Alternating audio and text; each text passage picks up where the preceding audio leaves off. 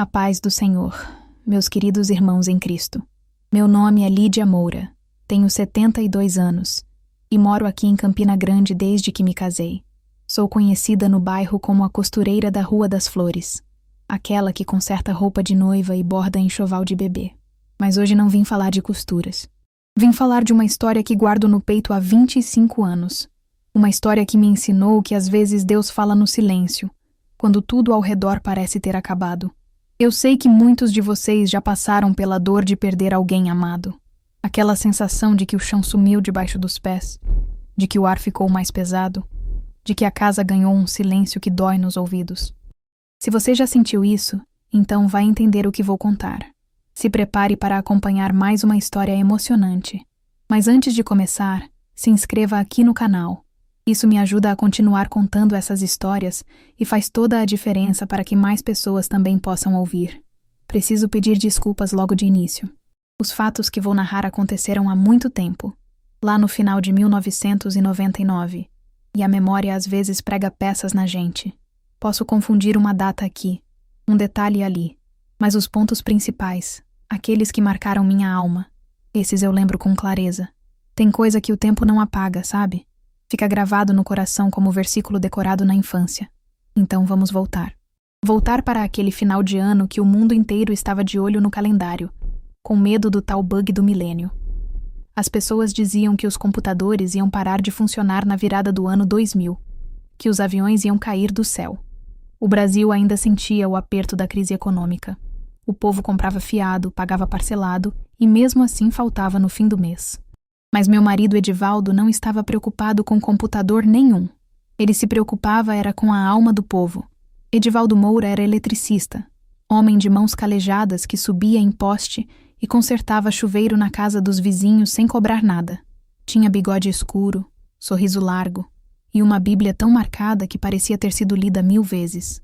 Ele lia aquele livro todo ano, do Gênesis ao Apocalipse, e fazia anotações nas margens com letra miúda. Edivaldo era homem de fé verdadeira, daquelas que não precisa de palco nem de microfone. Ele orava enquanto trabalhava, cantava hinos enquanto andava pela rua, e falava de Deus com uma emoção que fazia até quem não acreditava parar para escutar. Na igreja, todos o respeitavam. Não porque ele fosse diácono ou pastor, mas porque a fé dele era daquelas que a gente vê brilhando nos olhos. Um mês antes da virada do ano, ele reuniu eu e nosso filho Tiago na sala. Sentou na cadeira de madeira que rangia, juntou as mãos e disse que Deus tinha colocado um peso no coração dele. Disse que o novo milênio seria um tempo decisivo, uma virada espiritual, e que os cristãos precisavam entrar nele purificados. Anunciou que faria um jejum de 40 dias começando no dia 22 de novembro, pedindo a Deus que o ano 2000 fosse tempo de arrependimento para o Brasil. Lembro do cheiro de café coado naquela manhã, do barulho da ventoinha no canto da sala tentando espantar o calor de novembro. Lembro de Tiago levantando da cadeira e saindo sem dizer nada. E lembro de Edivaldo me olhando, esperando que eu dissesse alguma coisa. Eu apenas segurei a mão dele e falei que se era isso que Deus tinha pedido, então ele deveria obedecer. Mas Edivaldo não chegou a começar o jejum. 3 dias antes da data marcada, ele estava voltando do trabalho a pé, como fazia todo dia. Era final de tarde, aquele horário em que o sol de Campina Grande ainda queima a pele. Ele passou pela padaria da esquina, cumprimentou o dono José e seguiu em direção à nossa rua. Foi ali, a 2 quadras de casa, que o coração dele parou. O infarto foi fulminante. Edivaldo caiu na calçada e Dona Mercedes viu quando ele desabou. Ela gritou, chamou o marido e os 2 correram para ajudar. Outros vizinhos vieram. Alguém tentou fazer massagem no peito dele, mas quando a ambulância chegou, Edivaldo já tinha partido. Eu estava em casa terminando de costurar quando ouvi a gritaria na rua. Senti um aperto no peito. Larguei a costura e corri para fora. Vi o ajuntamento de gente. Vi a ambulância com a luz piscando e meu corpo inteiro gelou. Quando cheguei perto e vi Edivaldo deitado no chão, com os olhos fechados e o rosto tranquilo, soube que ele tinha ido. Não precisaram me dizer. Ajoelhei ao lado dele, segurei a mão que já estava fria e não consegui chorar. Não naquele momento. Fiquei ali, apenas olhando para o rosto do homem que tinha dividido a vida comigo por 23 anos. O enterro foi no dia seguinte. A igreja estava cheia. O pastor Samuel conduziu a cerimônia com aquela voz pausada dele, citando versículos sobre a ressurreição. Marta Soares, a líder do grupo de oração, chorou alto durante o culto. E depois veio me abraçar dizendo que Edivaldo tinha sido um homem de Deus. Cláudio, o diácono, orou comigo antes de eu sair do velório. Tiago estava do meu lado, duro feito pedra, sem derramar uma lágrima. Ele segurou meu braço durante a cerimônia, mas não falou nada.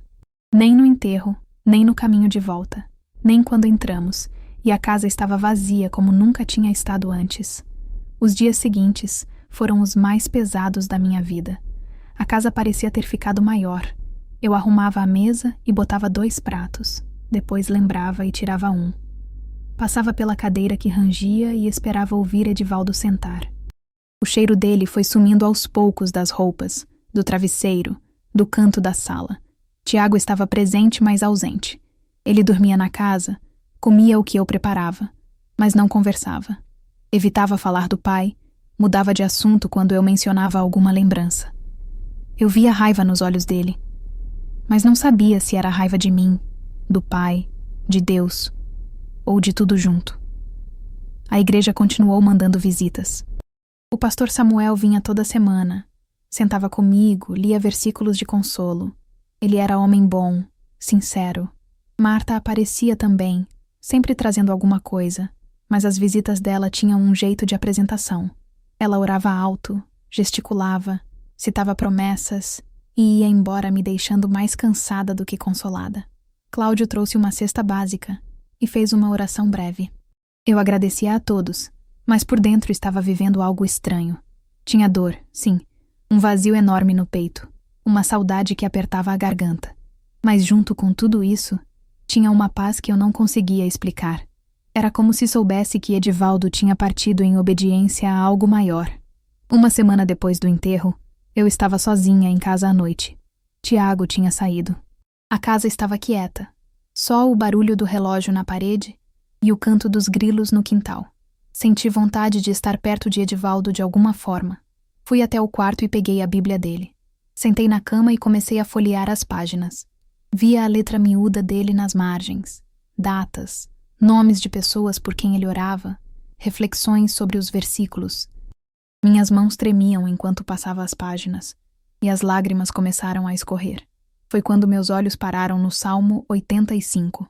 Edivaldo tinha circulado o versículo 6 com caneta vermelha. Restaura-nos, ó Deus da nossa salvação. Li aquelas palavras uma vez, 2, 3. Elas entraram em mim como flecha certeira. O Brasil precisava de restauração. Edivaldo tinha visto isso. Ia jejuar por isso. Mas a morte o impediu. Fechei a Bíblia, abracei contra o peito e fiquei ali sentada até o sono não vir. Fiquei pensando no jejum interrompido, na oração que não foi feita, no propósito que ficou pela metade. Quando o sol nasceu no dia seguinte, eu já tinha tomado uma decisão. Faria o jejum no lugar do meu marido. 40 dias. Pela restauração do Brasil. Como homenagem a Edivaldo e como continuidade da fé dele. Não sabia o que viria. Só sabia que precisava. Não falei com ninguém sobre o que tinha decidido. Não procurei o pastor Samuel para pedir conselho. Não comentei com as irmãs da igreja. Não disse nada para Tiago. Apenas peguei o calendário que ficava pregado na parede da cozinha e marquei com caneta vermelha. 22 de novembro de 1999. A mesma data que Edivaldo tinha escolhido. Seriam 40 dias apenas com água, terminando no dia 1º de janeiro do ano 2000. Separei um caderno velho que tinha na gaveta, daqueles de capa dura azul. Escrevi na primeira página: Jejum de 40 dias pela restauração do Brasil. Embaixo, coloquei a data de início e a data de término. Olhei para aquelas palavras e senti um frio na barriga. 40 dias sem comer nada. Só de pensar, o estômago já reclamava. Mas algo dentro de mim dizia que era isso que eu precisava fazer. Não era só homenagem a Edivaldo, embora fosse também. Era obediência. Era continuidade. Era terminar o que ele tinha começado. Fiz os preparativos práticos. Organizei a casa, lavei as roupas todas, deixei a costura em dia. Tinha 3 trabalhos para entregar e consegui terminar tudo antes do dia 22. Paguei as contas do mês adiantado com o dinheiro que tinha guardado. Comprei arroz e feijão para Tiago não ficar sem comida. Quando mencionei para ele que ia fazer um jejum como o pai queria, ele estava saindo para o trabalho. Parou na porta, revirou os olhos e disse que jejum não trazia ninguém de volta. Depois saiu e bateu à porta. Não expliquei que seriam 40 dias. Achei melhor assim. O dia 22 de novembro chegou numa segunda-feira. Acordei antes do sol nascer, quando o céu ainda estava escuro e os galos do vizinho começavam a cantar. Tomei água, ajoelhei no chão frio da sala e orei. Pedi a Deus que me desse força, que guiasse aquele propósito. Depois levantei, arrumei a casa e não comi nada. A rotina continuou normal por fora. Eu costurava, limpava, conversava com as vizinhas quando elas apareciam, ia aos cultos na igreja. Ninguém percebia que eu não estava comendo. Afinal, a gente não vive anunciando quando está de jejum. O próprio Jesus ensinou que jejum é coisa entre a pessoa e Deus. Os primeiros dias foram uma luta do corpo. No primeiro dia, a fome era constante. Aquela fome que late no estômago e faz a cabeça pensar só em comida. Toda vez que eu passava pela cozinha, o cheiro de tempero das casas vizinhas entrava pela janela e me deixava tonta. No segundo dia, as pernas começaram a fraquejar. Eu subia os 3 degraus da entrada de casa e sentia o coração disparar. No terceiro dia, a dor de cabeça chegou. Era uma dor surda, que apertava as têmporas e não passava nem com água fria na nuca. O quarto dia foi o pior até então. Acordei com náusea, fui até o banheiro e vomitei só bilha amarela. O corpo todo tremia. Sentei no chão gelado do banheiro e fiquei ali, esperando a tontura passar. Pensei pela primeira vez se não estava sendo imprudente, se Deus realmente queria aquilo. Mas algo dentro de mim dizia para continuar. Uma voz suave, quase um sussurro, que falava mais fundo que a dor do corpo. No quinto dia, algo diferente aconteceu. Foi domingo, dia de culto. Cheguei à igreja e sentei no banco de sempre, aquele do lado esquerdo, terceira fileira. O culto começou normal, com louvores e oração. Mas durante a pregação do pastor Samuel, comecei a ouvir as conversas ao redor de um jeito estranho. Era como se meus ouvidos tivessem ficado mais afiados. 2 mulheres atrás de mim cochichavam sobre política. Um homem do lado comentava baixinho com a esposa sobre a compra de um carro novo. Na frente, Marta orava em voz alta pedindo prosperidade, reconhecimento, bênçãos materiais. E eu sentia um incômodo profundo no peito. Não era julgamento. Era só uma percepção aguda de que muita gente estava na igreja, mas o coração estava em outro lugar. Era como se meus ouvidos espirituais estivessem se abrindo. No 6º dia, Silvia apareceu em casa. Ela era minha amiga desde os 20 anos, vizinha da rua de cima, mulher de fala direta e coração bom. Trouxe um bolo de fubá ainda quente, daqueles que ela fazia toda semana. Sentou na sala e ficou conversando. Foi quando ela notou que eu tinha emagrecido. Perguntou se eu estava comendo direito, se estava cuidando da saúde. Respondi que estava jejuando, sem dar muitos detalhes. Silvia franziu a testa e disse que jejum era bom, mas que eu precisava me alimentar, que o corpo tinha limites. Levantou da cadeira e saiu dizendo que aquilo não era saudável, que eu devia pensar melhor. No 7º dia, domingo de novo, voltei à igreja. Dessa vez senti que as pessoas me olhavam diferente.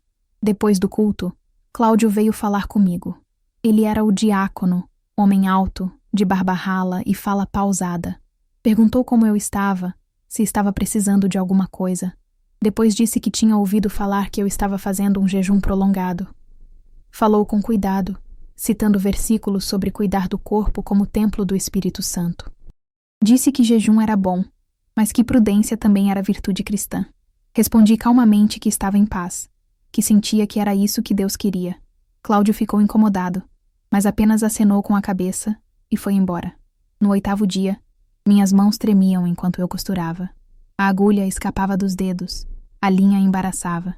Tiago chegou do trabalho no meio da tarde e me encontrou sentada na cadeira, pálida, suando frio mesmo com a brisa que entrava pela janela. Ele explodiu.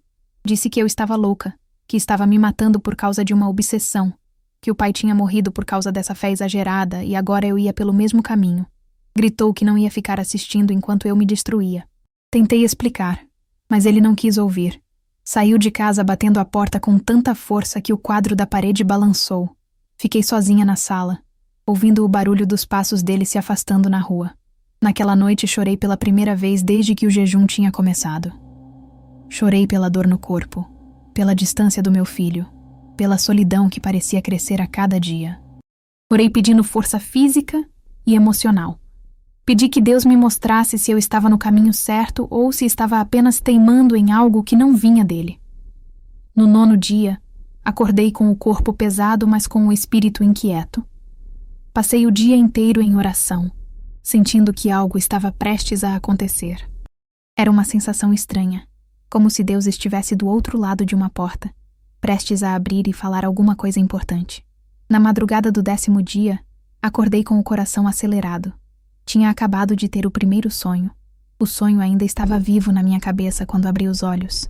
Meu coração batia tão forte que eu ouvia o pulso nas têmporas. O lençol estava úmido de suor. Sentei na cama e fiquei ali no escuro, tentando entender o que tinha acabado de ver. No sonho, eu via o mapa do Brasil flutuando no ar, grande, como se estivesse pintado no céu. Mas o mapa estava coberto por uma camada grossa de poeira, igual àquela que se acumula em Bíblia velha esquecida no fundo da estante.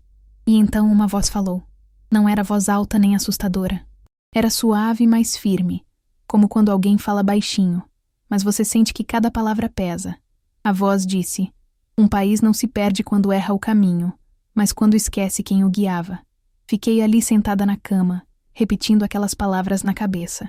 Um país não se perde quando erra o caminho, mas quando esquece quem o guiava. O que aquilo queria dizer? Seria sobre o Brasil? Sobre a igreja? Sobre mim mesma? Levantei com dificuldade, as pernas fracas, e fui até a cozinha beber água. O relógio na parede marcava 4:30 da manhã. A casa estava em silêncio total. Sentei na cadeira da mesa e fiquei ali, olhando para a janela onde a escuridão começava a clarear. Tentei me convencer de que era só um sonho comum, resultado da fraqueza do corpo, da fome, da carência emocional. Mas no fundo eu sabia que não era. Tinha algo diferente naquele sonho. Algo que tocava mais fundo que a imaginação. Durante o dia tentei seguir a rotina normal. Costurei um pouco, mas as mãos tremiam. Varri a casa, mas precisei sentar várias vezes para descansar. E por mais que tentasse afastar o sonho da cabeça, ele voltava o tempo todo. O mapa coberto de poeira, a voz suave, as palavras que pareciam ter sido ditas só para mim. À tarde, saí para comprar linha na loja da dona Irace. No caminho, prestei atenção nas conversas das pessoas na rua. 2 homens discutiam sobre política na porta da padaria. Vozes alteradas, cada um defendendo o seu candidato. Uma mulher reclamava com a vizinha sobre o preço das coisas, sobre como estava difícil fazer o dinheiro render. Um grupo de jovens ria alto, falando sobre festa, sobre diversão, e eu sentia aquela percepção estranha de novo. Era como se o sonho tivesse acendido algo dentro de mim, fazendo enxergar além das palavras. Via o orgulho, a ganância, o vazio disfarçado de alegria. Não era que eu estivesse julgando, era que eu estava vendo. No 11º dia, peguei o caderno azul e anotei o sonho. Escrevi tudo o que lembrava. O mapa, a poeira, a voz, as palavras exatas. Reli várias vezes, como se ao ler fosse entender melhor. Passei o dia em oração, pedindo que Deus me mostrasse o significado. Mas não veio clareza imediata, só silêncio. Na madrugada do 12º dia, tive o segundo sonho. Dessa vez era diferente, mas igual de perturbador.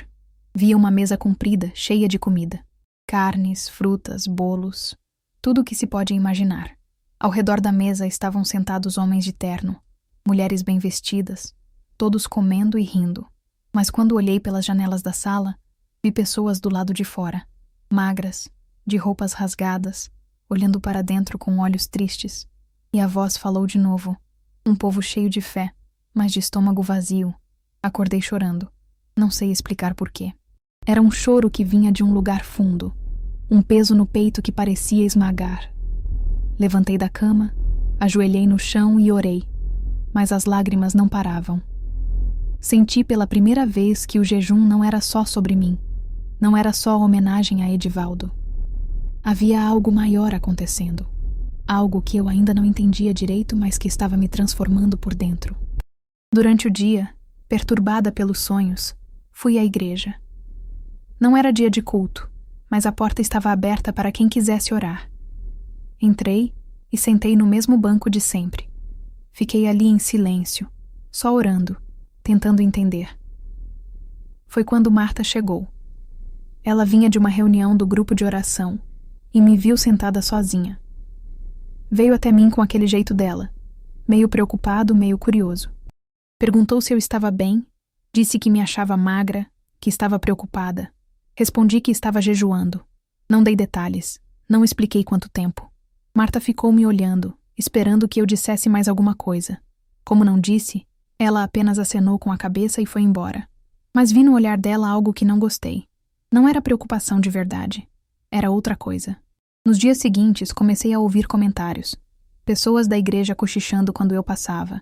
Alguém me disse que Marta tinha comentado que eu estava querendo aparecer, que estava exagerando na fé para chamar atenção.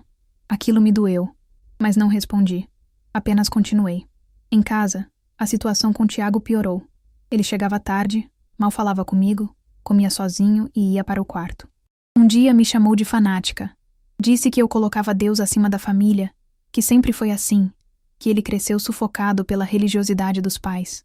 Tentei explicar que não era assim, que eu amava ele, que a fé não era prisão. Mas Tiago não quis ouvir. Disse que estava cansado, que não aguentava mais, e saiu. Silvia voltou a me visitar. Dessa vez não trouxe bolo. Sentou na sala e falou sério. Disse que estava preocupada, que eu estava emagrecendo demais, que aquilo era irresponsável. Implorou que eu parasse, que pensasse na saúde, no Tiago, em mim mesma. Respondi que entendia a preocupação dela, mas que precisava continuar. Silvia balançou a cabeça, levantou e disse que não podia apoiar algo tão perigoso. Disse que me amava como amiga, mas que não ia ficar assistindo enquanto eu me destruía. Depois foi embora, e não voltou mais. A solidão crescia, o corpo enfraquecia, os sonhos me perturbavam, e eu começava a questionar se estava fazendo a coisa certa. Será que era Deus mesmo falando ou só fraqueza da minha cabeça? Será que eu estava sendo obediente ou apenas teimosa? No 13º dia, sentei com o caderno na mão e decidi. Anotaria tudo o que sonhasse. Todos os dias, tentando entender o que Deus queria mostrar. E não desistiria. Acontecesse o que acontecesse, não desistiria do propósito. Tinha começado e ia terminar. Pelos 40 dias completos. Fechei o caderno, abracei contra o peito e orei pedindo força para o que viria pela frente. Porque eu sentia que o pior ainda estava por vir. No 14º dia, Cláudio bateu na porta da casa pastoral. Era meio da tarde, e o pastor Samuel estava em seu escritório, preparando a pregação do domingo. Cláudio entrou com aquela postura séria dele, fechou a porta e sentou na cadeira de madeira que ficava de frente para a mesa. Falou que estava preocupado com a irmã Lídia. Disse que ela estava passando dos limites, que o jejum prolongado estava dividindo opiniões na igreja. Algumas pessoas estavam admiradas, outras preocupadas, e outras achando tudo exagerado. Cláudio acreditava que como diácono tinha responsabilidade de manter a ordem na congregação, e aquela situação estava saindo do controle. O pastor Samuel escutou em silêncio, as mãos cruzadas sobre a mesa. Conhecia Lídia há anos. Sabia que ela era mulher de fé sincera, não daquelas que buscavam holofotes, mas também entendia a preocupação de Cláudio. Um jejum longo demais podia se tornar escândalo, podia dividir a igreja, podia até custar a vida da irmã. No dia seguinte, Marta também procurou o pastor.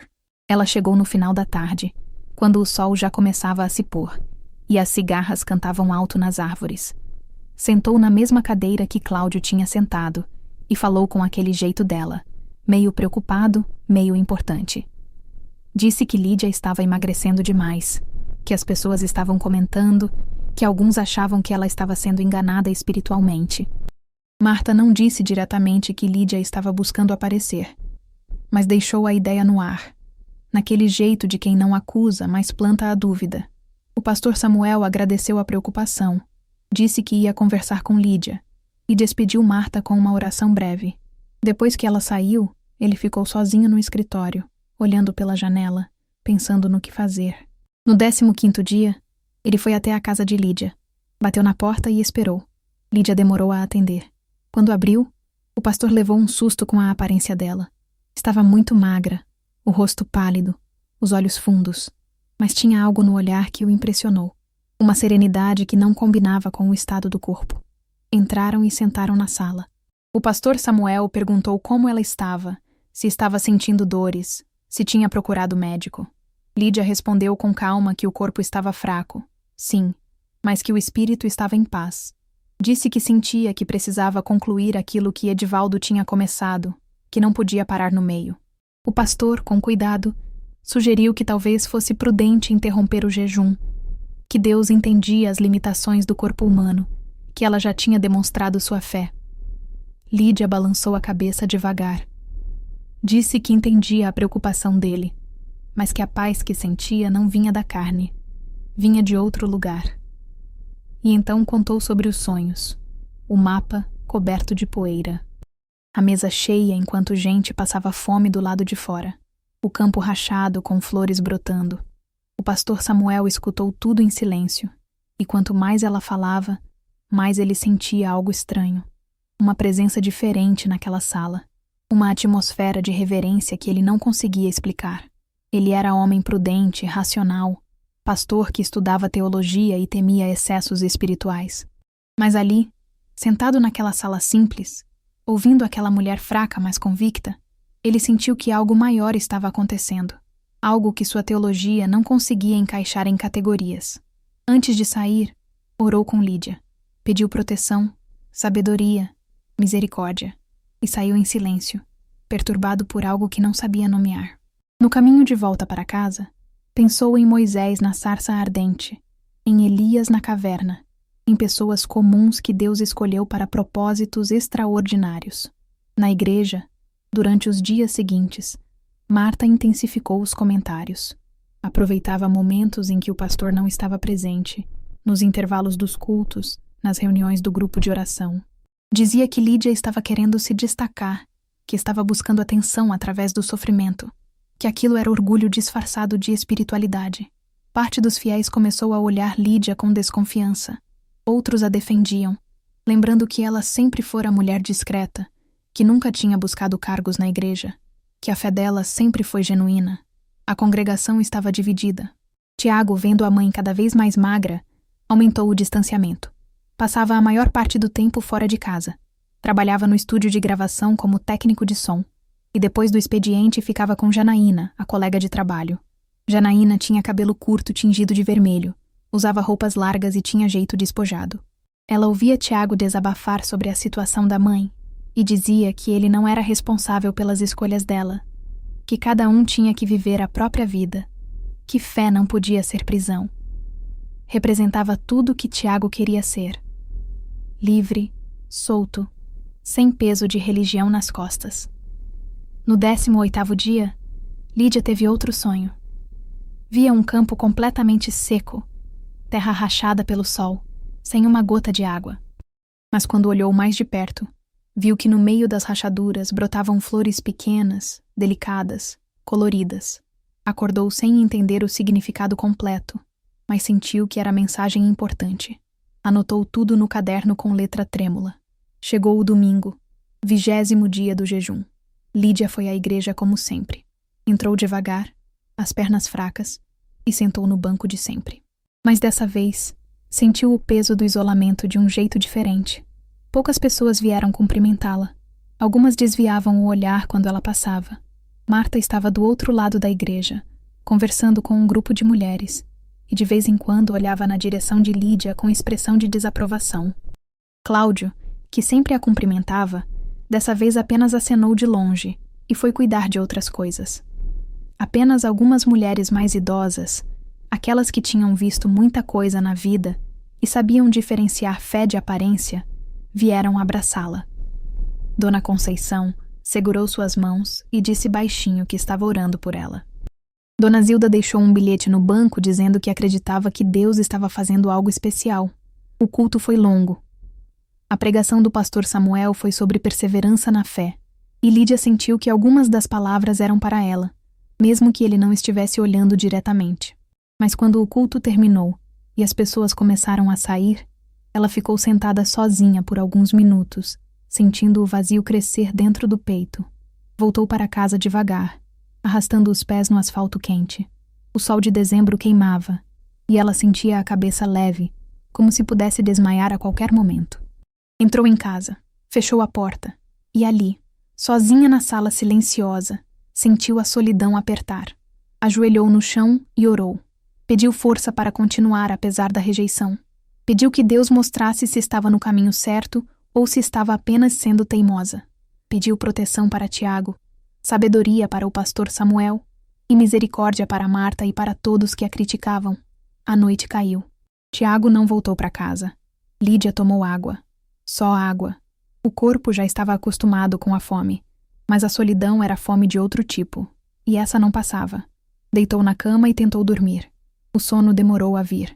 Ficou olhando para o teto, ouvindo os barulhos da noite. Cachorro latindo longe, carro passando na rua, vento batendo na janela. Na madrugada do 21º dia, quando finalmente conseguiu dormir, teve a visão que mudaria tudo. Acordei sufocada, como se tivesse corrido quilômetros. O coração batia descompassado, e eu sentia dor no peito, dor de verdade, não aquela dor de fome que já tinha virado companheira. Sentei na cama e levei a mão ao peito, tentando respirar devagar. O sonho ainda estava vivo na minha frente. Via de novo o mapa do Brasil, mas dessa vez ele não estava só empoeirado, estava rachando. A terra do mapa se abria em fendas profundas, como chão de sertão sob sol de meio-dia. E quanto mais eu olhava, mais as rachaduras se aprofundavam, se espalhavam, dividindo o país em pedaços. Eu sentia a dor daquilo no meu próprio corpo. Era como se cada rachadura fosse em mim mesma. E então a voz falou, aquela voz que já estava ficando conhecida. A rachadura não é do chão, é do coração. Fiquei ali sentada na cama até o sol nascer, repetindo aquelas palavras. A rachadura não é do chão, é do coração. E de repente entendi. Entendi o jejum de Edivaldo. Entendi porque ele tinha sentido aquele peso, aquela urgência. Não era sobre prosperidade, não era sobre bênçãos materiais. Era sobre restauração, cura das divisões, arrependimento coletivo de um povo que tinha esquecido quem era. Levantei da cama com dificuldade e me ajoelhei no chão. Orei pelo Brasil de um jeito que nunca tinha orado antes. Lembrei da corrupção que a gente via no jornal todo dia, das injustiças que aconteciam e ninguém pagava, da pobreza que aumentava enquanto poucos ficavam ricos, da violência nas cidades grandes, da seca no sertão que matava gente e bicho, das crianças na rua, das famílias destruídas. Senti um peso espiritual que nunca tinha experimentado. Era como carregar nas costas a dor de milhões de pessoas. Chorei orando, gemi orando, e fiquei ali até não ter mais forças. O dia passou devagar. Tentei costurar, mas não consegui. As mãos tremiam demais. Sentei na cadeira da varanda e fiquei olhando a rua, vendo a vida acontecer. Gente indo e vindo, crianças brincando, vendedor de picolé passando com o carrinho. À noite, Tiago chegou. Tinha voltado depois de 3 dias fora. Entrou na casa e me encontrou sentada na mesa da cozinha, a cabeça apoiada nas mãos. Ele parou e ficou me olhando. Vi nos olhos dele um misto de raiva e medo. Foi até a geladeira, pegou o prato de comida que eu tinha deixado guardado para ele, esquentou e botou na minha frente. Disse que eu ia comer, que não era pedido, era ordem, que ele não ia assistir enquanto eu me matava. Olhei para o prato. Arroz, feijão, um pedaço de carne. O cheiro subiu e meu estômago se revirou, mas não de fome, de rejeição. O corpo já não queria mais comida. Disse a Tiago que não podia comer, que faltavam 20 dias, que precisava terminar. Ele explodiu. Gritou que o pai tinha morrido por excesso de fé, que agora eu estava indo pelo mesmo caminho, que ele não aguentava perder os 2 pais. Disse que eu estava sendo egoísta, pensando só em mim, sem pensar nele que ficaria sozinho. As palavras dele doeram mais que qualquer dor física. Levantei da cadeira, segurei o rosto dele entre as mãos trêmulas e disse que entendia o medo, que também tinha medo, mas que precisava obedecer ao que sentia que Deus estava pedindo. Disse que não estava escolhendo a fé em vez dele. Estava escolhendo obedecer para que ele também pudesse entender um dia o que era fé verdadeira. Tiago afastou minhas mãos, empurrou a cadeira para trás com barulho e gritou que não voltaria enquanto eu continuasse com aquela loucura. Saiu batendo a porta com tanta força que o quadro da parede caiu e o vidro rachou. Fiquei sozinha na cozinha. O prato de comida ainda fumegava na mesa. Olhei para aquela comida e senti como se estivesse olhando para outro mundo, um mundo que não era mais meu. Passei a noite inteira acordada. Não foi escolha. Simplesmente não consegui dormir. Fiquei na sala, sentada na cadeira que rangia, ora orando, ora chorando, ora só ficando ali no silêncio. A dor física do jejum se misturava com a dor emocional da briga com Tiago. Meu filho, meu único filho, o menino que eu tinha carregado na barriga, amamentado, criado. E agora ele me via como fanática, como alguém que escolhia Deus em vez dele. Questionei se estava sendo obediente ou teimosa, se Deus realmente queria aquilo ou se era só orgulho meu, vontade de provar algo para mim mesma. Mas mesmo questionando, mesmo duvidando, havia uma certeza lá no fundo que não se movia. Uma convicção que não vinha da minha cabeça, mas de algum lugar mais profundo. O 22º dia amanheceu nublado. Parecia que ia chover, mas a chuva não veio. Fiquei em casa, quieta, orando baixinho. No 23º dia, acordei me sentindo estranha. Tinha febre. A testa queimava, mas o corpo tremia de frio. Tentei levantar da cama e o mundo girou. Segurei na parede, respirei fundo. Tentei de novo. Consegui ficar em pé, mas as pernas não seguravam. Dei 2 passos e caí. Não lembro de bater no chão. Lembro só de abrir os olhos e ver o teto girando. E depois tudo ficou escuro. Quando acordei, estava na cama e tinha gente na casa. Dona Mercedes, a vizinha, estava segurando minha mão. Ela contou depois que tinha vindo trazer uma roupa para eu costurar. Bateu na porta. Ninguém atendeu. Mas a porta estava destrancada. Entrou e me encontrou caída na sala. Ela gritou, chamou o marido e eles me carregaram para a cama. Alguém foi buscar Tiago no trabalho. Tiago chegou meia hora depois. Entrou no quarto, viu eu deitada, pálida, tremendo, e o rosto dele mudou. A raiva sumiu, e só ficou o medo. Sentou na beira da cama, segurou minha mão e perguntou o que tinha acontecido. Dona Mercedes explicou. Tiago olhou para mim com olhos cheios de lágrimas e disse que ia chamar o médico. Tentei dizer que não precisava, mas ele já tinha saído. Meia hora depois, o Dr. Paulo chegou. Ele era o médico da família há anos, homem bom, calmo, de fala mansa. Entrou no quarto com a maleta preta e pediu que todos saíssem. Examinou minha pressão, meu coração, meus olhos. Fez perguntas sobre o que eu tinha comido, quando tinha comido pela última vez. Eu respondia com a voz fraca e via a preocupação crescer no rosto dele. Depois chamou Tiago para fora do quarto. Não ouvi a conversa, mas vi pela janela os dois conversando na varanda. E vi Tiago passar a mão no rosto, daquele jeito de quem está tentando não chorar. O Dr. Paulo voltou para dentro, sentou na cadeira ao lado da cama e falou comigo. Disse que eu estava em perigo real, que o corpo tinha limites, que eu podia morrer de fé demais. Olhei para ele e disse que entendia os riscos, que agradecia a preocupação, mas que sentia paz no espírito, mesmo quando o corpo fraquejava. Disse que faltavam 17 dias e que ia completar. Ele ficou me olhando por um tempo longo.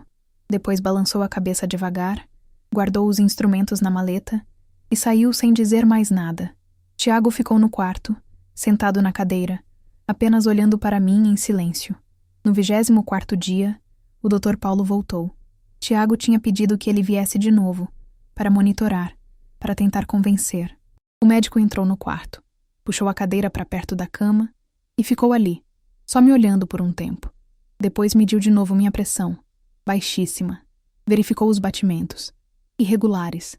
Examinou meu nível de consciência com aquela lanterninha nos olhos. Fez anotações num caderninho que ele carregava. Quando terminou, saiu do quarto e conversou com Tiago na sala. Dessa vez eu ouvi parte da conversa. O doutor dizia que eu estava com desidratação severa, desnutrição avançada, que seria necessário internar e alimentar à força se eu não interrompesse o jejum. Tiago implorou que o médico me convencesse. Disse que eu não escutava ele, mas que talvez escutasse um médico, uma autoridade. O Dr. Paulo disse que ia tentar. Voltou para o quarto, sentou de novo e falou com respeito, mas firmeza. Explicou em detalhes os riscos médicos. O coração podia parar, os rins podiam falhar, o cérebro podia sofrer danos. Disse que o corpo humano tinha limites estabelecidos pela própria criação de Deus e que ignorar esses limites não era fé, era imprudência. Escutei tudo em silêncio. Depois, com a voz fraca mas firme, disse que entendia tudo o que ele estava falando. Agradeci a preocupação genuína, mas expliquei que havia algo acontecendo que ia além do corpo, que eu sentia uma paz que não vinha da carne e que precisava completar os 40 dias. O Dr. Paulo ficou me olhando com uma expressão que nunca vou esquecer. Era uma mistura de preocupação, perplexidade e algo que parecia respeito. Ele era homem de ciência, acostumado com lógica e razão, mas ali, naquele momento, estava diante de algo que sua ciência não explicava. Levantou da cadeira, guardou os instrumentos e antes de sair disse apenas que ficaria monitorando de perto, mas que não podia forçar tratamento contra minha vontade. Na porta, virou e disse algo que me marcou, que nunca tinha visto alguém tão sereno diante da possibilidade da morte. Tiago entrou depois que o médico saiu. Não disse nada. Apenas puxou a cadeira, sentou e ficou ali, segurando minha mão. Naquele mesmo dia, no período da tarde, recebi outra visita. O pastor Samuel chegou. Tiago o recebeu na porta. Explicou a situação. E o pastor entrou no quarto com expressão preocupada. Sentou ao lado da cama, segurou minha outra mão e ficamos em silêncio por um tempo. Não era silêncio desconfortável. Era silêncio de quem está orando sem palavras. Depois ele perguntou como eu estava e começamos a conversar. Contei sobre as visões com mais detalhes do que tinha contado antes. O mapa rachando, a voz dizendo que a rachadura era do coração, o sentimento crescente de que Deus estava mostrando o estado espiritual do Brasil, as divisões, a hipocrisia, o esquecimento. O pastor Samuel escutou tudo, e então, pela primeira vez, ele se abriu comigo. Disse que ao sair da minha casa na última visita, tinha ficado perturbado, que durante a semana toda não conseguiu parar de pensar no nosso encontro, que sentia algo diferente aqui, uma atmosfera que ele não conseguia negar nem explicar, uma presença. Disse que como pastor, ele tinha medo de extremismos, de gente que confundia fanatismo com fé, mas que comigo era diferente, que via sinceridade, humildade, obediência genuína, e que isso o fazia questionar suas próprias seguranças teológicas. Conversamos por quase 1 hora. Ele fez perguntas sobre as visões, sobre o que eu achava que Deus queria dizer. Falei que não sabia exatamente, mas que sentia que era sobre arrependimento verdadeiro, sobre voltar para o primeiro amor, sobre escolher servir em vez de ser servido. Antes de sair, o pastor Samuel orou, e foi uma oração diferente. Não era mais oração de quem está tentando corrigir ou aconselhar. Era a oração de quem está intercedendo, de quem está do mesmo lado. Pediu proteção, misericórdia, que Deus completasse o que tinha começado em mim. Saiu do quarto com lágrimas nos olhos. Enquanto isso, na igreja, Marta estava ocupada. Ela tinha intensificado a campanha contra mim. Agora não eram mais comentários sutis. Eram acusações diretas. Dizia para quem quisesse ouvir que eu estava possuída por espírito de engano, que estava sendo enganada pelo inimigo disfarçado de luz. Argumentava que jejuns extremos abriam portas espirituais perigosas, que o diabo podia usar aquilo para plantar visões falsas, que eu estava sendo usada para trazer divisão para a igreja. Conseguiu convencer boa parte da congregação. No 25º dia, Cláudio decidiu agir. Pressionado por Marta e por outros membros, ele se preparou para me visitar. Passou a manhã selecionando versículos bíblicos sobre prudência, sobre cuidar do corpo como templo, sobre não tentar a Deus. Preparou argumentos teológicos sólidos. Chegou na minha casa no meio da tarde. Tiago o recebeu e o levou até o quarto. Cláudio entrou com postura firme, pronto para ser a voz da razão. Mas quando me viu deitada na cama, extremamente magra, a pele pálida e os ossos aparentes, mas com olhos serenos e paz estampada no rosto apesar do sofrimento, algo dentro dele travou. Tentou falar. Abriu a boca para começar o discurso que tinha preparado, mas as palavras não vieram. A convicção que ele viu nos meus olhos o silenciou completamente. Ficou ali parado por alguns segundos. Depois murmurou uma oração breve, se despediu e saiu. Na porta, encontrou Tiago e disse apenas que ia continuar orando por mim. Mas o tom era diferente. Não era mais oração de quem quer que eu mude de ideia. Era a oração de quem está começando a entender que talvez haja algo maior acontecendo. Naquela noite, o pastor Samuel teve um sonho. Ele me contou isso depois, meses mais tarde. No sonho, via uma mulher ajoelhada em oração, e havia luz ao redor dela, como se ela estivesse dentro de um círculo luminoso. Mas ao redor, na escuridão, havia pessoas jogando pedras. As pedras vinham em direção à mulher, mas explodiam no ar antes de atingi-la, como se houvesse uma barreira invisível. Ele acordou suando, o coração disparado, e soube que Deus estava mostrando que eu estava sob ataque espiritual, mas também sob proteção divina. No 26º dia, acordei determinada. Ainda estava fraca. A febre tinha baixado um pouco, mas o corpo todo doía. Orei pedindo força apenas para levantar, força para sentar, força para ficar de pé. Consegui me sentar na cama. Respirei fundo. Depois coloquei os pés no chão. Fiquei sentada na beirada da cama por alguns minutos, juntando coragem. Então, apoiando na parede, consegui ficar em pé. As pernas tremiam, mas seguravam. Dei um passo, depois outro. Cheguei até a janela e olhei para fora. O sol brilhava. As árvores balançavam com o vento. A vida continuava lá fora. Agradeci a Deus por aquela pequena vitória. Por conseguir ficar em pé. Por conseguir ver o sol mais um dia. Por ainda estar viva, ainda estar consciente, ainda estar em propósito. Faltavam 14 dias. Na madrugada do 27º dia, tive a visão mais intensa de todas. Acordei gritando, o coração disparado, o corpo todo encharcado de suor. Tiago estava dormindo na sala e veio correndo, acendeu a luz do quarto e me encontrou sentada na cama, tremendo. Perguntou o que tinha acontecido. Tentei explicar, mas as palavras saíam embaralhadas. Ele trouxe água, segurou minha mão até eu me acalmar. Depois voltou para a sala, mas deixou a porta entreaberta.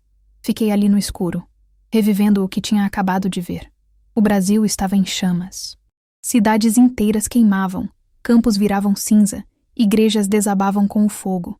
Mas quando prestei atenção, percebi algo terrível.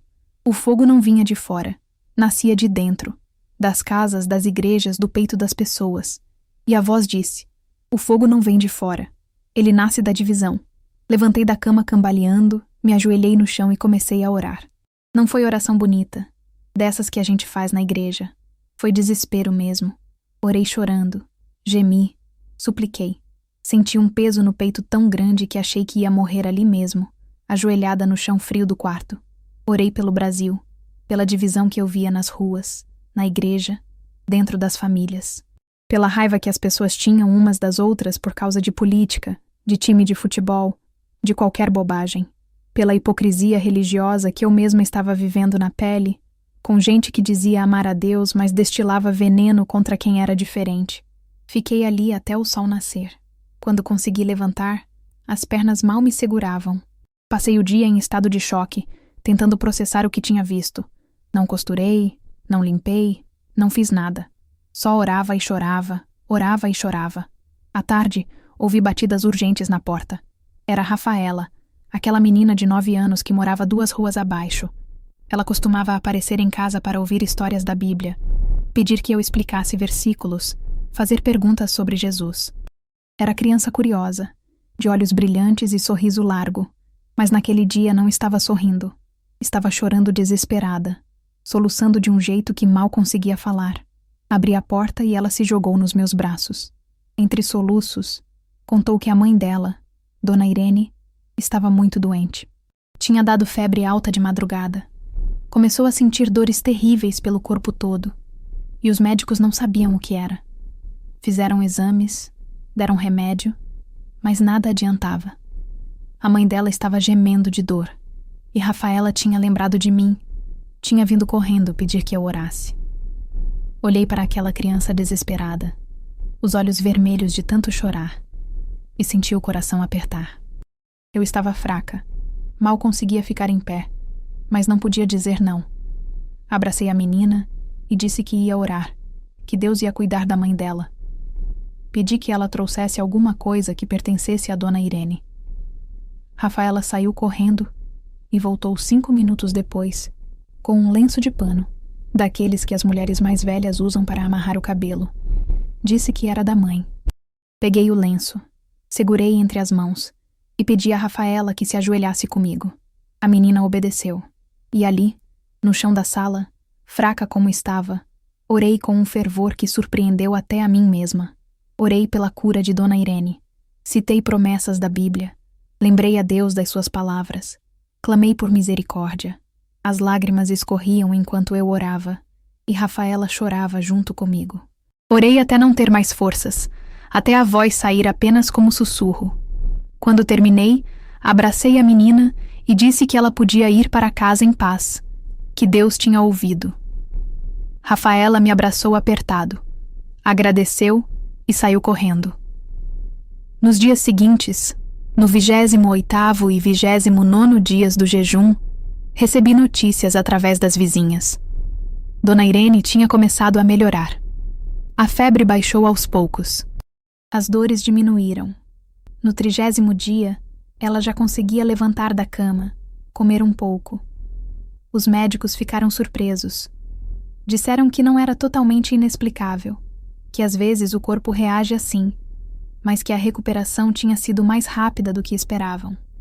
Dona Irene contou para as vizinhas que tinha certeza de que foi a oração que fez a diferença. Rafaela voltou à minha casa chorando, mas dessa vez de alegria. Me abraçou forte, agradeceu 1000 vezes, disse que a mãe estava bem. Aquela criança saiu pulando pela rua, e eu fiquei ali parada na porta, louvando a Deus baixinho. A notícia se espalhou rápido. Vizinhas contaram para outras vizinhas. Chegou na igreja. De repente, pessoas começaram a aparecer na minha porta, pedindo oração por filhos doentes, por maridos desempregados, por problemas de todo tipo. Eu recebia todos, orava por todos, mas sempre deixava claro que não era eu quem fazia nada, era Deus, e que qualquer um podia orar, não precisava de mim. Mas as pessoas insistiam que havia algo diferente na minha oração, que sentiam a presença de Deus quando eu orava. Aquilo deixou algumas pessoas admiradas, tocadas, mas deixou outras incomodadas, muito incomodadas. No 31º dia, Marta soube de tudo. Soube que pessoas estavam procurando a minha casa. Soube que Dona Irene tinha melhorado depois que eu orei. Soube que meu nome estava sendo falado na igreja, na vizinhança, nas rodas de conversa. E ela surtou. A inveja que já existia virou raiva aberta, descontrolada. Começou a dizer publicamente, sem mais disfarces, que eu estava querendo aparecer, me mostrando como profetisa, usando o sofrimento para manipular as emoções das pessoas. Dizia que eu estava dividindo a igreja, causando confusão, que tudo aquilo era obra do inimigo. Chegou o domingo, 32º dia. Eu não queria ir à igreja, mas senti que precisava. Pedi a Tiago que me acompanhasse. Ele relutou, mas acabou concordando. Entramos juntos. A igreja estava cheia. As pessoas se viraram para olhar quando passei. Alguns sorriram, outros desviaram o olhar. Sentei no meu banco de sempre, e Tiago sentou ao meu lado. O culto começou normal. Louvores, oração, anúncios. O pastor Samuel subiu ao púlpito para pregar, mas não chegou a começar. Marta se levantou. Estava sentada na 3ª fileira, do lado direito. Levantou com aquele jeito dela, dramático, e pediu a palavra. O pastor Samuel hesitou, mas acabou concordando. Marta foi até a frente, virou para a congregação. E então, diante de todos, me acusou. Disse que eu estava exagerando na espiritualidade, que estava querendo chamar atenção, que estava dividindo a igreja com experiências estranhas e jejuns extremistas. Disse que eu estava me colocando num pedestal espiritual, que aquilo era orgulho disfarçado de humildade, que era pecado. A igreja ficou em silêncio absoluto. Todos olharam para mim. Senti o peso de centenas de olhos. Tiago segurou minha mão, tenso, pronto para me defender. Mas eu não respondi. Não me levantei. Não expliquei. Apenas baixei a cabeça.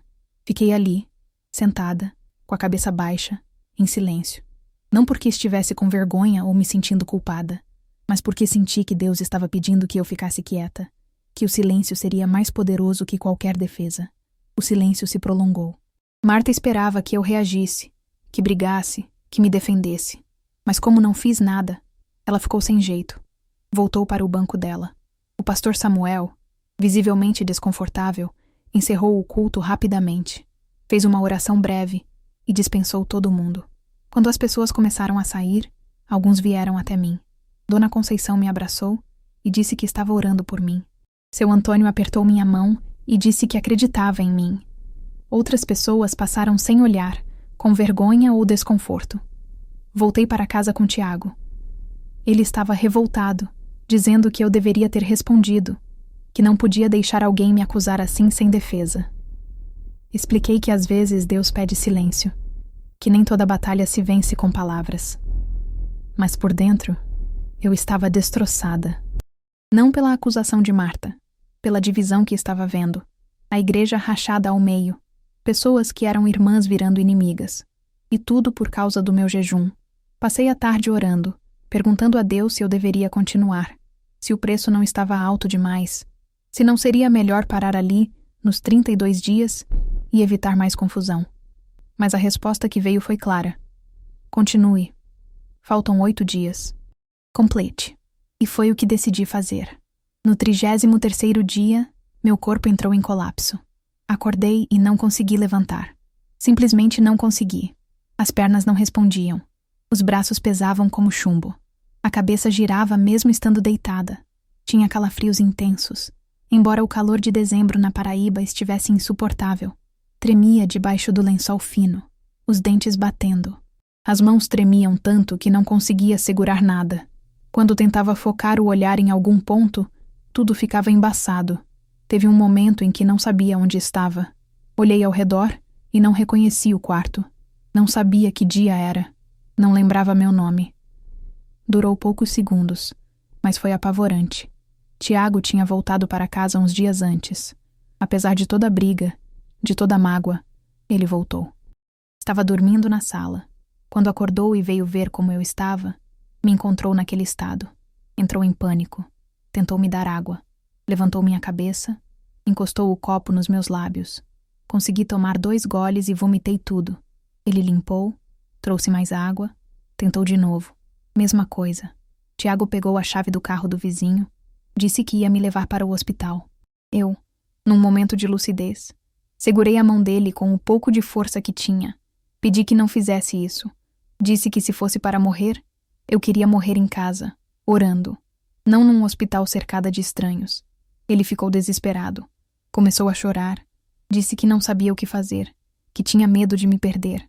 Segurei o rosto dele entre as mãos trêmulas e disse que Deus ia cuidar. Ele balançou a cabeça, saiu do quarto e foi para a cozinha. Voltou com um prato de caldo. Disse que eu ia comer. Não era pedido. Tentou colocar a colher na minha boca à força. Eu virei o rosto. Fechei a boca. Ele insistiu. Eu continuei recusando. Ele gritou, chorou, implorou. Disse que eu estava escolhendo morrer, que estava abandonando ele igual o pai tinha abandonado, que ele não aguentava perder os 2 pais, que eu estava sendo egoísta, pensando só em Deus e esquecendo dele. Juntei forças e disse, com a voz saindo fraca, mas firme, que não estava escolhendo morrer, estava escolhendo obedecer, que tinha diferença, que às vezes obedecer a Deus parecia loucura, mas era o caminho certo. Tiago jogou o prato na pia, saiu de casa gritando que não conseguia assistir aquilo. Ouvi a porta bater, ouvi os passos dele na calçada, ouvi o portão abrir e fechar. Fiquei sozinha, completamente sozinha. E ali começou a noite mais longa da minha vida. Tentei me levantar várias vezes e não consegui. O corpo simplesmente não obedecia. Fiquei deitada, olhando para o teto, sentindo que estava à beira da morte. O corpo todo doía. Tinha dor nos ossos, nos músculos, na pele. A respiração estava difícil, como se tivesse algo pesado em cima do peito. Orei com as últimas forças que tinha. Falei com Deus de um jeito que nunca tinha falado antes. Disse que se ele queria me levar, eu estava pronta, que aceitava. Mas que se era para continuar, precisava de força sobrenatural. porque a força humana tinha acabado. As horas passavam devagar. Ouvia o relógio na parede, cada tique parecendo uma eternidade. Ouvia os carros passando na rua, as vozes dos vizinhos. A vida continuando lá fora, enquanto eu estava ali dentro, entre a vida e a morte. Na madrugada do 34º dia, na fronteira entre estar acordada e desacordada, tive outra visão. Era diferente de todas as outras, mais real, mais viva. Via uma multidão imensa de pessoas ajoelhadas. Milhares, milhões talvez. Todas ajoelhadas numa terra seca e rachada, igual àquela que eu tinha visto nos sonhos anteriores. E todas choravam. Mas enquanto elas choravam, as lágrimas caíam no chão. E onde as lágrimas tocavam a terra rachada, brotavam flores. Pequenas, delicadas, de cores vibrantes. As flores começaram a se espalhar, cobrindo o chão, transformando o deserto em jardim. E a voz falou de novo, dessa vez mais doce, mais próxima. O que nasce do arrependimento floresce, ainda que o solo esteja rachado. Entendi tudo. Deus não estava mostrando que o Brasil estava condenado. Estava mostrando que havia esperança. Que mesmo com todas as feridas, todas as rachaduras, todas as divisões, ainda havia possibilidade de restauração. Bastava arrependimento verdadeiro, lágrimas genuínas, coração quebrantado. Quando abri os olhos, o sol estava nascendo. Pisquei várias vezes, sem acreditar que ainda estava viva. Virei a cabeça devagar e vi o copo de água na mesinha ao lado da cama. Estiquei o braço, tremendo. Peguei o copo e tomei alguns goles pequenos. A água desceu e ficou. Não vomitei. Tomei mais um gole. Depois outro. Senti que tinha passado pelo vale mais fundo, mas que Deus tinha me segurado pela mão e não me deixou cair. Tiago voltou no final da tarde. Entrou no quarto com cuidado, como se estivesse com medo do que ia encontrar. Quando viu que eu estava acordada, o alívio no rosto dele foi imenso. Sentou na beira da cama, segurou minha mão e pediu desculpa por ter saído, por ter me deixado sozinha. Eu disse que entendia, que não guardava mágoa. Pela primeira vez desde o início do jejum, ele não tentou me fazer comer. Apenas ficou ali, segurando minha mão em silêncio. No 35º dia, o pastor Samuel veio visitar. Quando entrou no quarto e me viu, ficou pálido. Eu estava muito magra, os ossos aparentes, a pele esticada no rosto, mas estava viva. Ele sentou, segurou minha mão e ficou em silêncio por um tempo longo. Depois disse que não entendia como eu ainda estava viva. Que do ponto de vista humano, era impossível, mas que estava vendo com os próprios olhos. Contei sobre a visão das flores brotando das lágrimas, sobre o que Deus tinha me mostrado. O pastor Samuel chorou. Disse que sentia que Deus ia me sustentar até o final, que faltavam poucos dias e que a igreja precisava orar por mim, não me julgar. No culto seguinte, ele falou isso publicamente. Foi a primeira vez que me defendeu diante de toda a congregação. Disse que, independente da opinião de cada um sobre jejum, todos deviam orar pela irmã Lídia, pedir a Deus que completasse o que tinha começado nela. Do 36º ao 39º dia, vivi num estado estranho. Estava consciente, mas não completamente presente. Orava, descansava, tomava água aos poucos. Tiago ficava ao meu lado o tempo todo, velando. O corpo estava em modo de sobrevivência extrema, usando as últimas reservas que tinha, mas o espírito estava mais vivo do que nunca. Sentia a presença de Deus de um jeito que nunca tinha sentido. Era como se o véu entre o físico e o espiritual tivesse ficado fino, transparente. No 39º dia, olhei para o calendário na parede. Tiago tinha marcado cada dia com um X. Faltava apenas um dia. Um dia para completar os 40. Um dia para chegar no ano 2000. Dormi naquela noite com o coração cheio de expectativa. Sabia que algo importante ia acontecer no dia seguinte. Não sabia o quê, mas sabia que ia. Amanheceu o 40º dia, 31 de dezembro de 1999, o último dia do milênio. O mundo inteiro estava de olho naquele dia, esperando a virada para o ano 2000 com medo e expectativa. Na televisão, que Tiago deixou ligada na sala, os jornalistas falavam sobre os preparativos para a virada, festas planejadas em todo o país, Fogos encomendados, shows marcados, e ainda as preocupações com o bug do milênio, com os computadores que podiam parar de funcionar à meia-noite. Mas dentro do meu quarto tudo estava quieto. Acordei muito fraca, mal conseguindo mexer as pernas. Tiago entrou, me ajudou a sentar na cama, trouxe água, perguntou como eu estava. Respondi que estava no limite, mas que ia conseguir. Faltava só aquele dia. Ele ficou ao meu lado o tempo todo. Não saiu para trabalhar, não saiu para nada. Apenas ficou ali, sentado na cadeira ao lado da cama, me observando, pronto para ajudar se eu precisasse. Passei o dia em oração silenciosa. Não falava em voz alta. Apenas conversava com Deus na minha cabeça, no meu coração. Agradecia por ter chegado até ali. Pedia que me mostrasse o que ele queria mostrar. Preparava o coração para o momento final. Sentia que algo importante ia acontecer à meia-noite. Não sabia o que exatamente, mas sentia. Enquanto isso, em outros lugares de Campina Grande, outras pessoas viviam aquele dia de formas diferentes. O pastor Samuel tinha sido convidado para uma festa de Réveillon em outra igreja, mas cancelou. Disse à esposa que precisava ficar, que sentia que devia passar a noite no templo orando. Ela não entendeu, mas respeitou. Quando escureceu, ele foi para a igreja. O prédio estava vazio, silencioso. Ligou apenas uma luz no altar e ficou ali, ajoelhado, orando por mim, sentindo um peso espiritual inexplicável, mas também uma paz profunda. Marta estava em casa, sozinha. O marido tinha ido para uma festa com amigos. A filha estava internada, em tratamento para a depressão que tinha piorado nas últimas semanas. Marta passava aquela noite atormentada. Nos últimos dias, a culpa tinha começado a apertar. Ela lembrava das acusações públicas que fez contra mim, das coisas que disse, da campanha que moveu, e via a filha definhar na cama do hospital, e no fundo sentia que havia uma conexão. Chorou sozinha naquela noite. Arrependida, mas orgulhosa demais para me procurar. Pediu perdão a Deus, mas não teve coragem de pedir perdão a mim. O Dr. Paulo estava em casa com a família, preparando-se para a virada. Mas de vez em quando olhava para o relógio e pensava em mim. Do ponto de vista médico, eu não deveria estar viva. 40 dias sem comida. Era impossível, mas eu estava. E aquilo o perturbava profundamente. Mexia com tudo que ele acreditava sobre ciência e corpo humano. Cláudio estava com a família também, mas inquieto. Não conseguia parar de pensar na convicção que tinha visto nos meus olhos quando me visitou.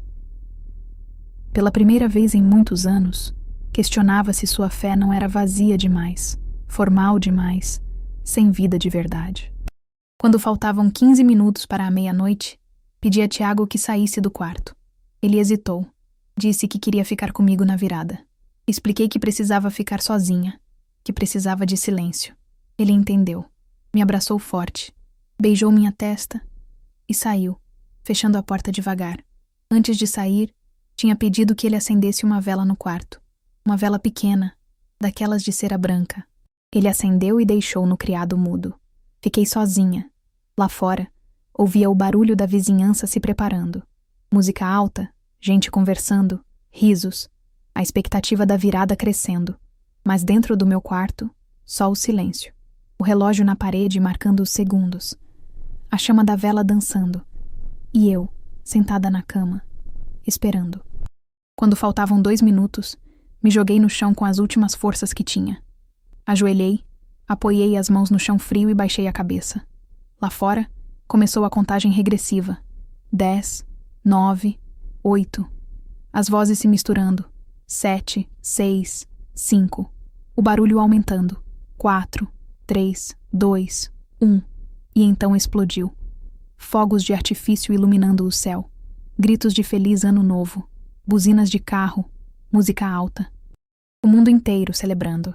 Mas eu, ali no chão do meu quarto, só ouvia o silêncio. Como se todo aquele barulho viesse de muito longe, de outro mundo. Orei simplesmente. Senhor, eu fiz o que ele faria. Agora fala comigo se quiser. E Deus falou. A visão veio de repente, clara, viva. O mapa do Brasil surgiu na minha frente. Imenso, tridimensional. Estava coberto pelas rachaduras que eu tinha visto antes. Mas dessa vez, as rachaduras começaram a brilhar. Uma luz dourada saía de dentro delas, como se a ferida mesma estivesse virando canal de cura. A luz se espalhou, percorrendo todo o país, e era tão bonita que doía olhar. E a voz falou, mais clara e próxima do que todas as outras vezes. O Brasil está ferido, mas ainda respira. E enquanto houver quem se arrependa e ore com verdade, eu não tirarei a minha mão desta terra. Entendi tudo naquele momento. Deus não estava mostrando destruição, estava mostrando esperança. Apesar de todas as feridas, todas as divisões, toda a corrupção, toda a hipocrisia, o país ainda tinha chance. A condição era arrependimento verdadeiro, oração genuína, não performance, não aparência, verdade. Chorei como nunca tinha chorado, mas não era choro de dor, era choro de alívio, de gratidão, de compreensão. Senti a presença de Edivaldo ali do meu lado. Não vi nada, mas senti, como se ele estivesse dizendo que estava orgulhoso, que eu tinha completado o que ele começou. Fiquei ali, ajoelhada, chorando e sorrindo ao mesmo tempo, até o sol começar a nascer. Quando os primeiros raios de luz entraram pela janela, ouvi a porta se abrir devagar. Era Tiago. Ele não tinha dormido a noite inteira. Tinha ficado na sala, esperando, rezando do jeito dele. Entrou no quarto e me encontrou ainda de joelhos, o rosto molhado de lágrimas, mas com um sorriso que ele nunca tinha visto. Olhei para ele e abri os braços. Meu filho correu, se ajoelhou do meu lado e me abraçou. E nós dois choramos juntos. Chorei abraçada no meu filho enquanto o primeiro dia do ano 2000 nascia lá fora. Sussurrei no ouvido dele. Filho, Deus me mostrou o Brasil. E o Brasil começa dentro da gente. Tiago entendeu. Pela primeira vez entendeu. Não era fanatismo. Não era abandono. Era fé. Era obediência. Era amor que se manifesta em sacrifício. Ele pediu perdão por tudo que tinha dito. Por tudo que tinha feito. Eu perdoei na hora. Disse que entendia o medo dele. Que nunca deixei de amá-lo. Ficamos ali, mãe e filho. Abraçados. Chorando e rindo. Enquanto o ano 2000 começava. O jejum de 40 dias estava completo.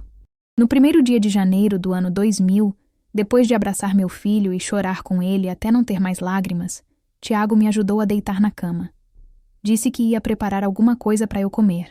Tentei explicar que o corpo precisava voltar devagar, que não podia ser comida pesada. Ele entendeu. Foi para a cozinha e voltou meia hora depois com uma caneca de caldo. Caldo bem ralo. Quase só água com gosto de galinha e sal. Me ajudou a sentar. Encostou a caneca nos meus lábios. Tomei um gole pequeno. Esperei. O estômago aceitou. Tomei outro gole. Mais outro. Era estranho sentir comida descendo depois de 40 dias. O corpo reagiu com surpresa, como se tivesse esquecido o que fazer com aquilo. Mas aos poucos foi aceitando. Tomei metade da caneca e disse que era suficiente. Tiago insistiu que eu tomasse mais, mas expliquei que precisava ir devagar. Nos dias seguintes, ele cuidou de mim de um jeito que nunca tinha feito antes. Preparava caldos diferentes, experimentava temperos leves, trazia água o tempo todo. Me ajudava a levantar, a caminhar até o banheiro, a sentar na cadeira da varanda para tomar sol. E conversávamos. Pela primeira vez em anos, conversávamos de verdade, sem barreiras, sem ressentimentos guardados. Ele contou sobre como sempre se sentiu sufocado pela fé nossa, como achava que Deus era mais importante que ele para mim e para o Pai. Chorei ouvindo aquilo. Pedi perdão por não ter percebido, por não ter mostrado melhor que ele sempre foi prioridade. Expliquei que nunca foi intenção fazer ele se sentir assim, que o amor por Deus e o amor por ele não eram coisas separadas, que um alimentava o outro. Tiago ouviu, e acho que pela primeira vez entendeu de verdade. No terceiro dia do ano, o pastor Samuel apareceu. Tiago o recebeu na porta e o levou até a sala onde eu estava sentada. Quando o pastor me viu, parou no meio da sala. Ficou ali parado, só me olhando, e vi lágrimas encherem os olhos dele. Veio até mim, sentou na cadeira ao lado, pegou minha mão e ficou em silêncio. Não era silêncio desconfortável. Era silêncio de quem está sentindo a presença de Deus e não quer quebrar o momento com palavras. Depois de alguns minutos, ele disse que tinha passado a noite inteira do Réveillon na igreja, orando por mim. que tinha sentido a presença de Deus de um jeito que não sentia há anos, que o jejum tinha transformado ele também, tinha mostrado que Deus ainda age de formas sobrenaturais, que a fé simples, às vezes, é mais poderosa que toda a teologia.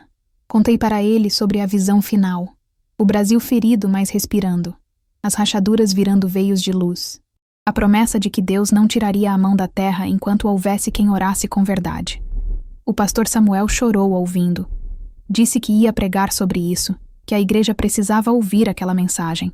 No 5º dia, algo que eu não esperava aconteceu. Tiago veio me avisar que tinha alguém na porta querendo falar comigo. Perguntei quem era.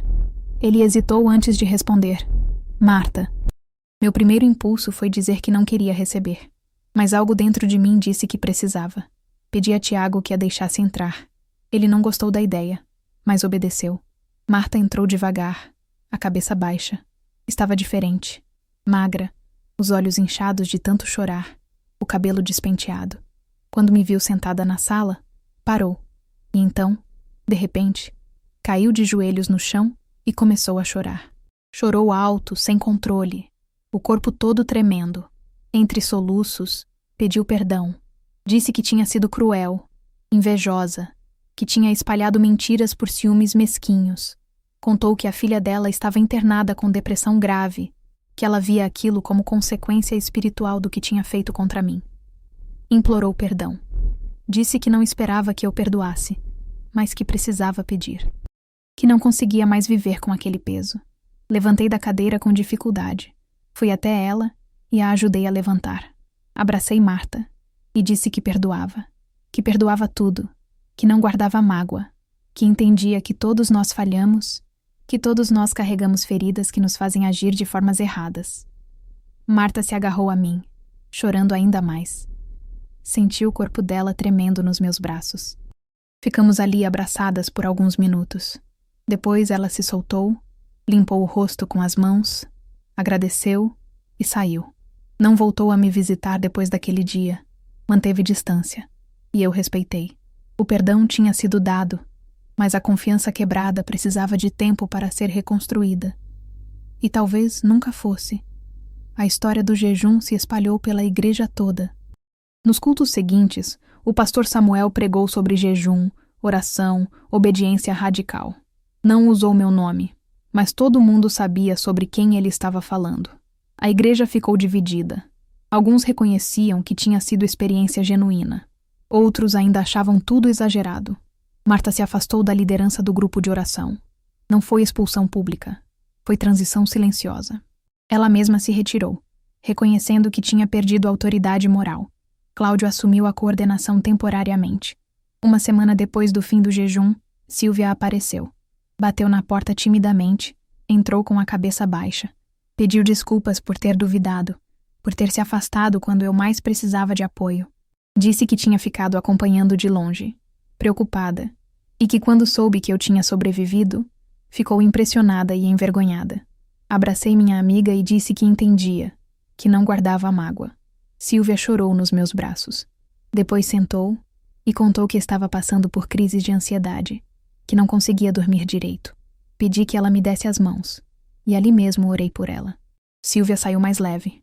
Cláudio também veio me visitar. Dessa vez, não era para me convencer de nada. Era para pedir ajuda. Disse que o jejum tinha abalado ele. Tinha mostrado que ele seguia regras, mas tinha medo de experiências verdadeiras com Deus. Perguntou como conduzir o grupo de oração de forma mais genuína, menos performática. Conversamos por horas. Falei sobre fé verdadeira versus religiosidade vazia. Sobre como a aparência de espiritualidade pode esconder vazio interior. Sobre como Deus procura corações sinceros, não apresentações bonitas. Cláudio escutou tudo, fazendo anotações num caderninho. O Dr. Paulo não veio, mas mandou recado através de Tiago. Disse que gostaria de conversar comigo quando eu estivesse mais forte. Tiago contou que o médico estava processando internamente o fato de eu ter sobrevivido a algo que, medicamente, deveria ter me matado. 2 semanas depois do fim do jejum, eu já conseguia andar pela casa sem ajuda. Voltei a cozinhar refeições leves. Retomei a costura aos poucos. O corpo se recuperava gradualmente, mas eu tinha perdido muito peso. levaria meses para voltar ao normal. Uma vizinha comentou que minha história estava se espalhando pela cidade, que pessoas de outras igrejas perguntavam sobre mim. Aquilo me preocupou. Pedi a Tiago e ao pastor Samuel que não fizessem propaganda, que não transformassem aquilo em espetáculo. Queria apenas viver em paz, servir a Deus na discrição. Eles prometeram que não fariam. 3 meses depois, em abril do ano 2000, eu já tinha voltado completamente à rotina. Costurava de novo, cuidava da casa, ia aos cultos. Fisicamente estava recuperada, mas algo em mim tinha mudado. As pessoas notavam. Diziam que meus olhos tinham profundidade diferente, que havia uma paz que não vinha de tranquilidade externa, mas de algo interno. Sem que eu buscasse, a história continuou se espalhando. O pastor Samuel, quando pregava em outras congregações, às vezes mencionava o testemunho de uma irmã que tinha jejuado 40 dias pedindo pela restauração espiritual do Brasil. Não citava meu nome, mas as pessoas descobriam. Comecei a receber visitas de gente de outras igrejas, pedindo oração, pedindo conselho, querendo ouvir sobre as visões. Eu recebia todos com humildade, mas sempre deixava claro que não era sobre mim, era sobre Deus. Orava pelas pessoas, conversava, mas recusava qualquer tipo de pedestal ou título espiritual. Na própria igreja, mudanças aconteciam. Algumas pessoas começaram a fazer jejuns, mas não pelos motivos de sempre. Não era para pedir carro, casa, emprego. Era para pedir transformação genuína do coração. O grupo de oração, agora sob liderança de Cláudio, ganhou profundidade nova. As orações eram mais sinceras, menos performáticas. Tiago voltou a tocar música. Começou a compor letras inspiradas pela experiência que tínhamos vivido. Não eram músicas sobre o jejum especificamente, mas sobre fé genuína, sobre transformação, sobre o Brasil que Deus ainda sustenta. Ele começou a tocar na igreja, algo que nunca tinha feito antes. A reconciliação comigo o reconciliou também com a fé. Pedro, o filho de Marta, desenvolveu amizade com Tiago. Os dois conversavam muito sobre fé, mas de forma honesta, sem hipocrisia religiosa. Pedro via a transformação em Tiago e o contraste entre minha humildade e a ambição da própria mãe. Aquilo o fazia questionar o tipo de fé que queria viver. Marta vivia momento difícil. Depois de ser afastada da liderança, passou por crise de identidade. A filha ainda estava em tratamento. Ela começou a ajudar famílias carentes em silêncio, como forma de penitência, mas carregava vergonha profunda. Não se aproximou de mim novamente. Mantinha distância respeitosa, e eu respeitava essa escolha. No final de abril, aconteceu algo que me desafiou. Um pastor de uma igreja grande de João Pessoa apareceu em Campina Grande. Tinha ouvido sobre mim e foi me visitar. Homem bem vestido, fala articulada, cheio de planos. Propôs que eu desse testemunho público na igreja dele, que era transmitida por rádio para toda a Paraíba. Disse que minha história precisava ser conhecida, que inspiraria milhares de pessoas, que Deus queria usar aquilo para alcançar multidões. Agradeci, mas recusei. Expliquei que o jejum não tinha sido feito para gerar testemunho público. Tinha sido obediência a Deus. E que se eu começasse a contar a história em palcos, correria o risco de transformar experiência sagrada em espetáculo, de roubar a glória que pertencia só a Deus. O pastor insistiu. Disse que eu estava desperdiçando a oportunidade de impactar vidas. Outros membros da minha igreja também me incentivaram a aceitar. Até o pastor Samuel sugeriu que talvez fosse vontade de Deus que eu compartilhasse publicamente. Passei dias orando sobre aquilo, sentindo pressão de todos os lados. Mas a resposta que recebi foi clara. Não. Decidi que compartilharia a história apenas em conversas pessoais, com quem Deus trouxesse até mim. Não subiria em palcos. Não buscaria visibilidade. Essa decisão decepcionou algumas pessoas. Sei que algumas acharam que eu estava desperdiçando oportunidade, mas também mostrou minha genuinidade. Eu realmente não buscava reconhecimento. Só queria obedecer. 2 anos depois, em 2002, a vida seguia simples. Eu costurava, participava discretamente da igreja, recebia pessoas em casa. Minha influência era silenciosa, mas real. Várias pessoas testemunhavam que conversas comigo tinham transformado suas vidas. Tiago, com 24 anos, formou uma banda pequena que tocava em igrejas da região. As músicas falavam de fé genuína e transformação.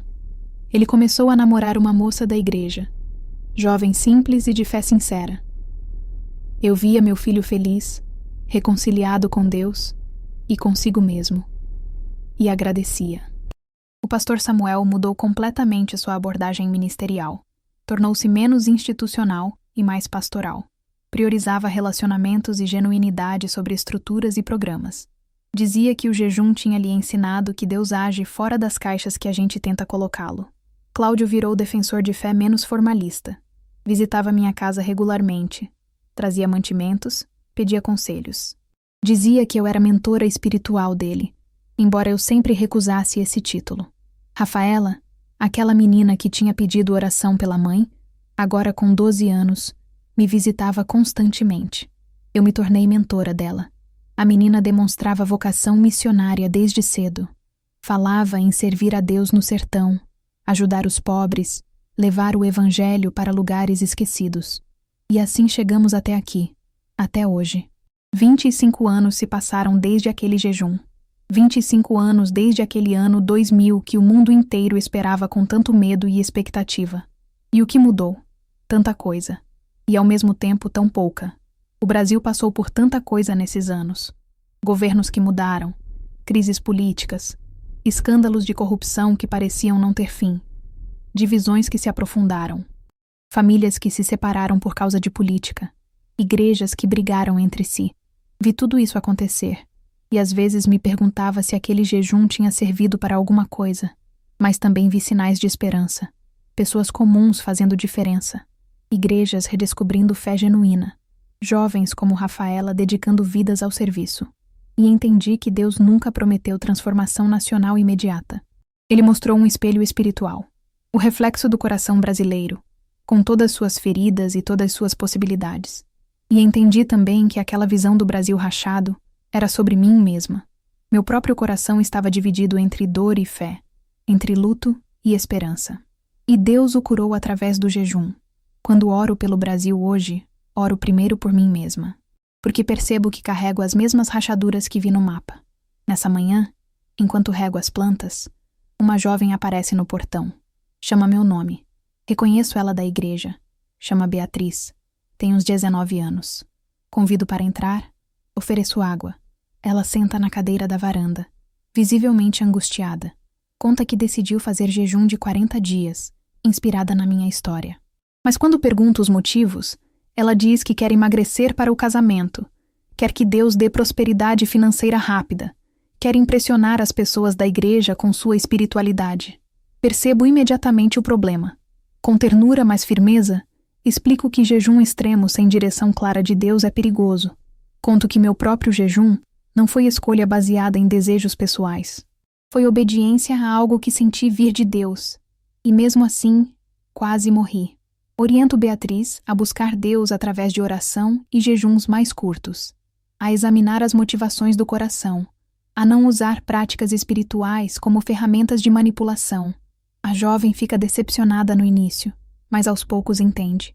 Agradece chorando pela honestidade. Sai mais leve. Depois que ela vai embora, outros visitantes começam a chegar. Tiago aparece com as 2 filhas dele, minhas netas, agora com 12 e 14 anos. Ele está com 48 anos, músico estabelecido, casado, feliz. Conversa comigo sobre a apresentação que vai fazer no fim de semana. As netas me abraçam e pedem que eu conte a história do jejum de novo. Sorrio e digo que já contei muitas vezes. Mas que o importante não é a história, é o Deus da história. Rafaela manda mensagem de áudio pelo celular. Aprendi a usar tecnologia básica com a ajuda das netas. Ela, agora com 35 anos, é missionária no sertão da Paraíba. Na mensagem, agradece por eu ter plantado nela o desejo de servir a Deus. Ouço a mensagem com lágrimas de gratidão. O Dr. Paulo aparece para visita breve. Está com 64 anos agora, convertido há muitos anos. Traz os remédios que preciso tomar para a pressão. Ironias da vida. A mulher que quase morreu de jejum, agora precisa tomar remédio para controlar a saúde. Conversamos sobre fé e ciência. Ele testemunha que foi minha serenidade diante da morte em 1999, que plantou a primeira semente de dúvida em seu materialismo. Anos depois, quando perdeu o paciente jovem e enfrentou crise existencial, buscou a fé. O pastor Samuel liga pelo telefone. Está com 76 anos, aposentado, debilitado por problemas de saúde. Mas a voz ainda tem calor. Diz que está escrevendo memórias dos 50 anos de ministério, que o capítulo sobre meu jejum é o que mais o emociona. Peço que não me transforme em heroína, que apenas conte a verdade simples. Ele promete. Pedro, filho de Marta, aparece com a família. Está com 45 anos, pastor equilibrado e humilde. Agradece pela influência indireta na vocação dele. Conta que a mãe, agora com 67 anos, vive em paz, mas ainda carrega arrependimento.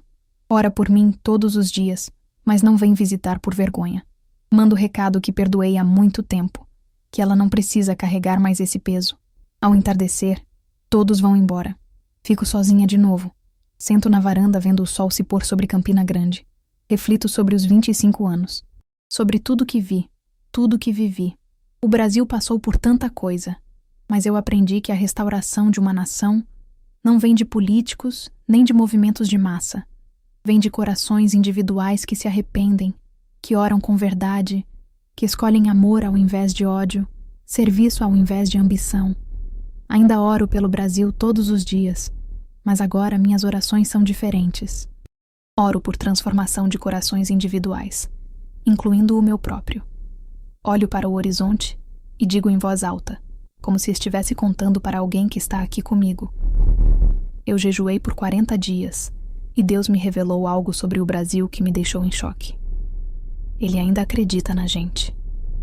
Mesmo com todas as nossas falhas, divisões e pecados, Ele não tirou a mão desta terra.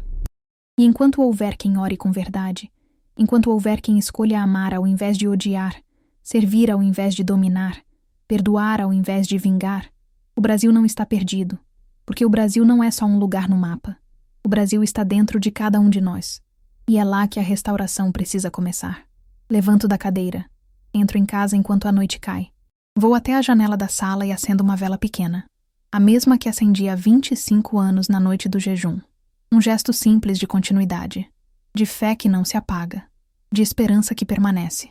A chama da vela dança na janela, pequena, frágil, mas viva.